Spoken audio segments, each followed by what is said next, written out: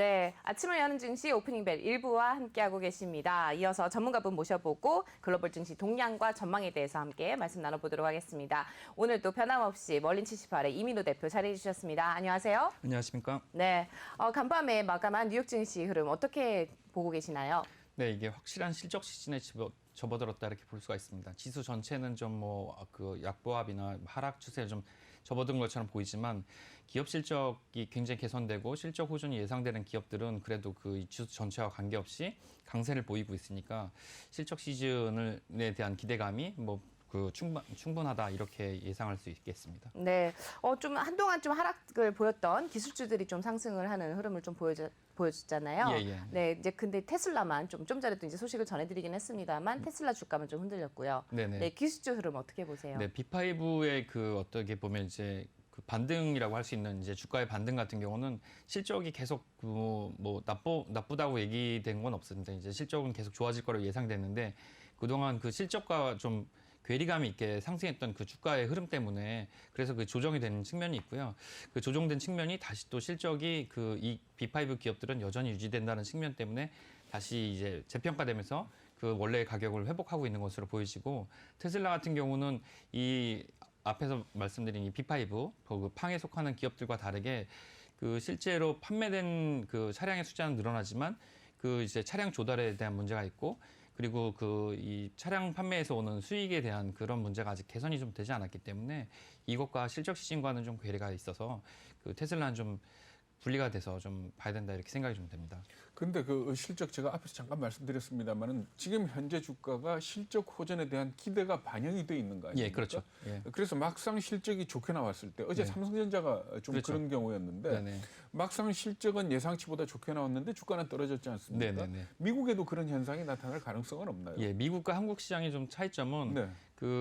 이제 우리나라 같은 경우는 미리 선반영되는 게 네. 좀 많이 있다고 볼 수가 있습니다. 이제 어떻게 보면 이제 한국 사람이 마음이 급하고 그런 것도 약간 좀 반영이 될 텐데요.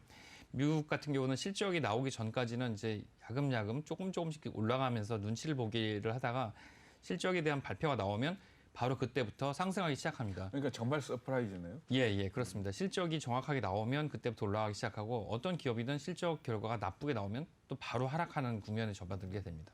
예, 그런 차이가 좀 있다고 볼 수 있습니다.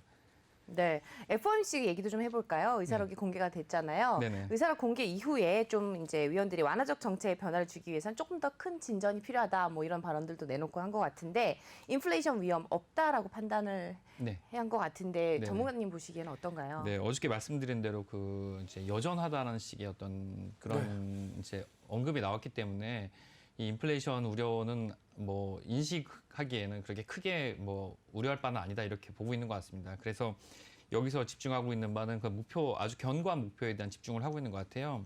그 물가 상승률을 만들어야 된다는 목표가 있고 그래서 따라서 인플레이션에 대한 두려움이나 우려는 연준 이사회 의 구성 멤버들은 전혀 하지 않고 있다. 이렇게 볼 수가 있습니다.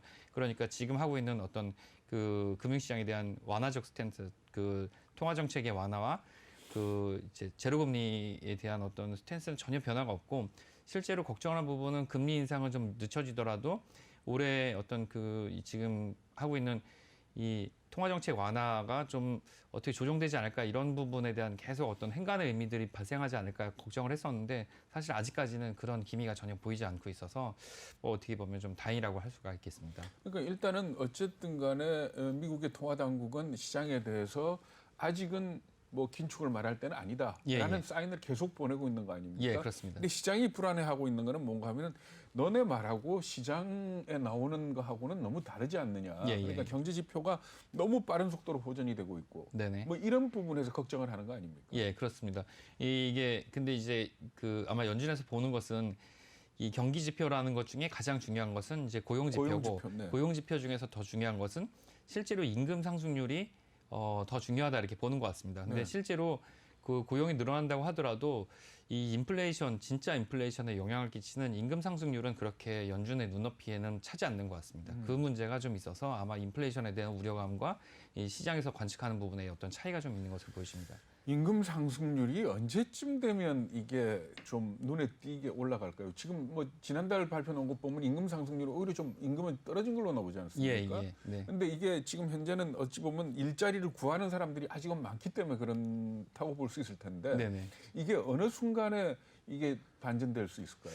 이게 어떻게 보면 구조적으로 좀 큰 틀에서 봤을 때 이 기술의 발전과 이 제조와 어떤 그 경제 시스템의 발전 때문에 네. 임금 상승률이 그 높아지지 않는 거는 그 산업 구조상 어쩔 수 없는 현상인 것 같습니다. 그래서 이게 그 임금 상승으로 인한 인플레이션이 느려지는 것은 뭐 변할 수 없는 것 같은데 예를 들어서 저 미국 같은 경우는 상당한 인구가 이제 서비스업에 종사하는데 네. 서비스업에 종사하는 인구 같은 경우는 거기서 발생되는 부가가치가 적기 때문에 임금 상승률이 높을 수가 없지 않겠습니까? 근데 이제 그 뭐 지금 경쟁을 하고 있는 중국 같은 경우는 제조업에 일하는 단순 노동자조차도 굉장히 높은 임금 상승률을 가지고 있는데 그건 어떻게 보면 뭐 여기 성장한 국가와 저성장한 국가의 어떤 갭 차이도 있겠지만 거기서 발생하는 부가가치의 차이가 그렇게 많이 성장하고 있지 않다 뭐 이런 측면도 있는 것 같고 또 그 사람이 하는 일을 그 로봇이 대체하고 있기 때문에 그래서 거기서 발생하는 그런 어떤 구조적 문제도 있는 것 같습니다. 그렇다 보니까 연준에서도 계속 어떤 그 자산으로 인한 그 양극화도 좀 그렇고 이 소득 격차도 계속 벌어지고 있는 부분을 신경 쓰고 있기 때문에 그래서 이런 것으로 인한 인플레이션이 발생하는 것은 좀 멀리 있다 이렇게 보는 것 같습니다. 그러니까 사실은 중국이 세계 공장 역할을 하면서 당시에 중국의 임금이 미국 임금보다 30배 싸다 그랬거든요. 예, 근데 예. 이게 이제 한 5배 정도로 줄어들었다는 거 아닙니까? 예, 예. 그러니까 거기에 따른 어떤 인플레 억제 효과는 이제는 기대하기는 어려운 거 아닙니까? 예, 그렇습니다. 예, 인플레라는 게 이제 그 원자재나 이런 그런 상품 가격 같은 경우는 이미 어떻게 보면 이제 굉장히 낮은 한계 마진으로 왔기 때문에 네. 이것으로 인한 인플레는 기대하기가 좀 어려운 상황인데 약간 뭐 계절적 요인은 좀 있을 수 있겠지만 사실상 인플레를 이제 유발했던 임금 부분은 뭐 예전과는 좀 다를 것이다 이렇게 보는 것이죠. 네, 중국 얘기가 나왔으니까 말인데요. 또 네. 중국의 인터넷 업체였었죠. 네, 텐센트 얘기를 좀 해볼까 합니다. 최대 주주가 텐센트 주식 147억 달러치를 매도했다라고 월스트리트 저널이 또 보도가 나왔어요. 예, 예. 그러면은 평가 차익이 꽤 엄청날 텐데 네. 지금 텐센트 어떻게 봐야 될까요? 텐센트 뭐 이제 이거 보면 장기 투자의 그 정확한 성공 사례라고 할 수 있겠습니다. 그러니까 뭐 여기 이제 장기 투자의 성공 사례 중에 또 상징적으로 그 중국이 들어가 있고 예 이제 IT가 들어가 있고 예 거기 그 전자결제와 상거래가 들어가 있으니까 예 그 SNS가 다 들어가 있으니까 아무래도 정확한 성공 사례에 해당할 수 있을 것 같은데요. 이 기업은 보니까 남아공의 네스퍼스라는 그 남아공 내에서 가장 큰 기업이면서 아프리카 대륙 전체에서 가장 큰 기업입니다. 예, 1915년에 만들어진 그 원래는 처음에 이제 미디어 그 이제 잡지랑 신문을 만들던 출판업 하던 회사가 이제 90년대, 80년대부터 후반부터 이제 그 인터넷과 미디어 전자상거래 결제로 전환했는데 2001년에 그 텐센트가 상장하기 전에 그때 우리 돈으로 한 400억 정도를 투자를 했었죠. 그래서 3,400만 달러를 투자하고 20년을 기다렸는데 그게 지금 7,200배 정도가 오른 겁니다. 와우. 예, 7,200배가 올라서 400억이 지금 300조 정도가 300조요. 예, 300조 정도? 예, 그 정도 된 것 같습니다. 예. 근데 2,800억 달러라고 하니까 지금 여기서 그 이제 1억 9,200만 주 정리해서 이제 147억 달러 이렇게 16조 원 정도를 이제 장내에서 정리를 하게 되는데 이 이유는 원래 이 그 네스퍼스가 너무 이제 이 자산 규모나 자본 규모에 비해서 너무나 큰 투자를 갖고 있으니까 계속 주주들이 배당 요청을 해갖고 자회사에다가 이제 넘겨서 그 프로서스라는 인터넷 회사가 이걸 가지고 있다 정리를 하게 됐는데 그렇게 보다 보니까 이제 그 뭐 네스퍼스라는 원래 그 남아프리카 공화국의 그 기업이 자회사에 넘겼고 자회사가 이번에 부분적으로 지분 정리를 하게 된 것이죠. 근데 거기서 이제 그 배당을 여기 투자하셨던 분들은 많은 수익을 낼 수가 있을 것 같은데 역시 트렌드에 쫓아가는 장기 투자는 반드시 이렇게 큰 성공을 그런데 뭐 20년 동안이라면 물가 상승률을 감안하면 7,200배는 아닐 것이고 예, 그죠? 예. 그리고 또 사실 이걸 보면 개인 투자가가 20년 들고 있을 수 있겠어요? 아, 그렇습니다. 결국은 그렇게 보면 주식시장이라는 게 머니 게임 아니냐. 돈 있는 사람이 돈을 먹는 그런 시장 아니냐. 이렇게 볼 수도 있는 거 아닙니까? 맞습니다. 이게 여기서도 양극화가 이제 그렇죠. 벌어지게 되는 거죠. 네. 네, 텐센트 소식까지 좀 들어봤는데 마지막으로 비트코인 얘기도 좀 해보겠습니다. 네. 비트코인 간밤에 좀 굉장히 큰 폭으로 하락을 좀 했습니다. 한국 국내 시장에서는 8%가량 하락을 했고요. 네. 미국 시장에서 한 4%가량 하락을 하는 이제 뭐 폭락장이 연출이 됐다라고 하는데 김치 프리미엄 어제도 네. 얘기를 좀 나눴었잖아요. 네.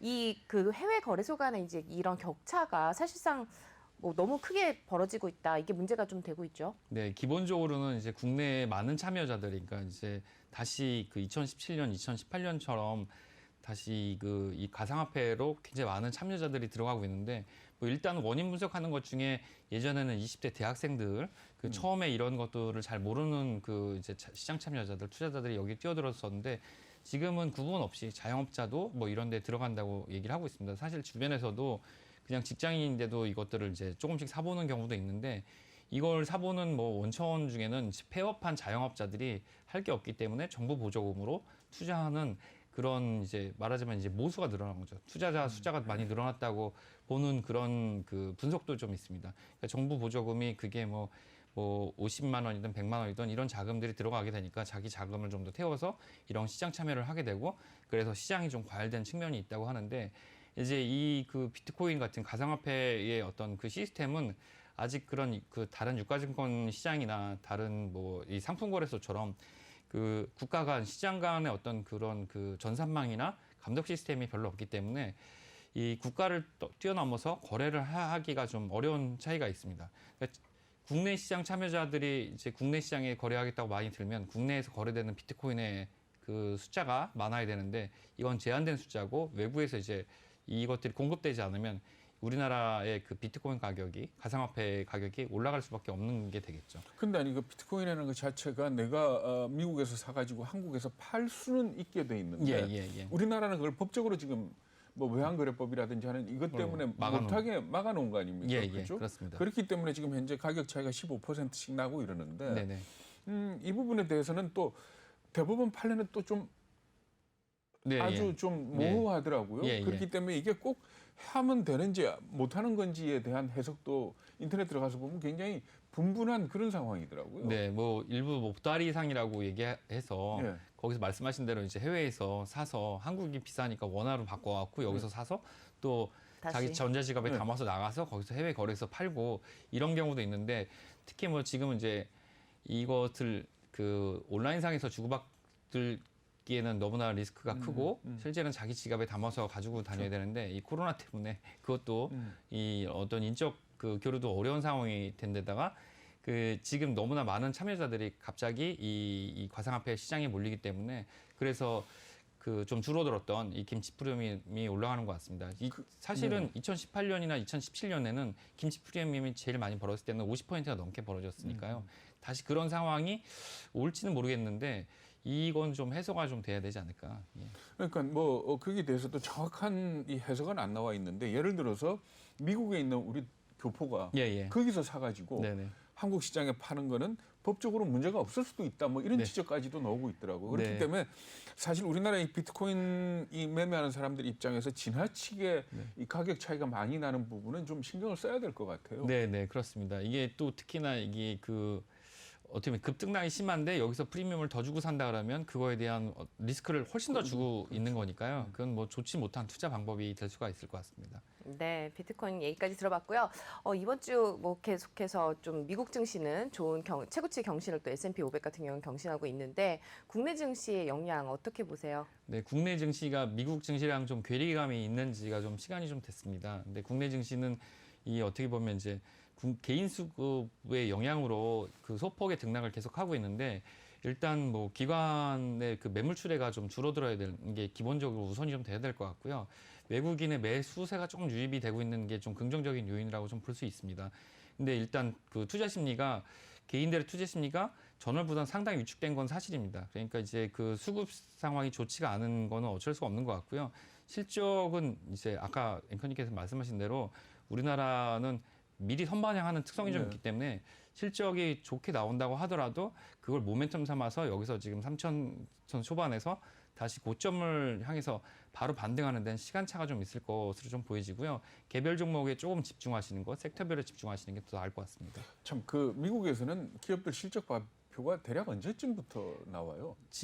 지난주, 이번 주부터 시작해서 4월 네. 말까지. 그러니까 우리가 말하는 팽이라든지 이런 업체들은 대략 4월 말쯤 중순, 4월? 예, 다음 주, 다다음 주 이렇게 나오게 됩니다. 그러니까 상당히 좀 늦게 나오는 거예요. 예, 그렇습니다. 네. 네, 오늘도 말씀 잘 들었습니다. 오늘 도움 말씀 주신 분 멀린 78의 이민호 대표였습니다. 말씀 고맙습니다. 감사합니다.